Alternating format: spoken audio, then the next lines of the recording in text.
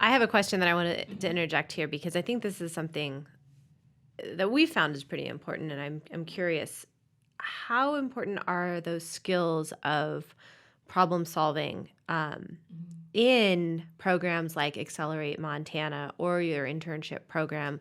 How much of the focus is on teaching those skills, or do you need to teach those skills? Are they talk to me a little bit Yes. about that? Yes. I mean, I think many of us, in terms of my sort of Accelerate Montana colleagues and many of our colleagues at UM, we recognize, you may have heard, or people may have heard of the sort of the term, the future of work. And it can mean lots of different things. A lot of Sure. it clearly is about the role of technology, but in many ways, it's not so much the role of technology, but the impact that technology is having on the world of Sure. work, right? Which essentially is, if you can replicate and repeat something, you're going to automate it, Right. which therefore means the work that's left over for humans to do is the problem solving stuff, right? The complicated things. So therefore you need to have people that are comfortable identifying a problem, kind of deconstructing the problem and coming up with creative solutions to that, and also being comfortable, which sort of goes back to our entrepreneurial kind of mentoring discussion, being comfortable with the idea that even when we've come up with solutions, we don't know if they're right or not,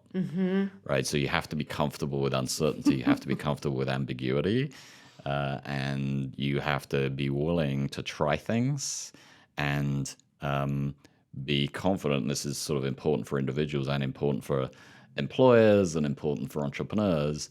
Be comfortable with failure, right? And in this context, I always sort of talk about failure is not terminal. Like Right. failure is the failure of the experiment, or the outcome was not the outcome we were hoping for, but we actually have learned something from the failure, which is that doesn't work, right? Oh yeah. Well, and I think failure takes practice.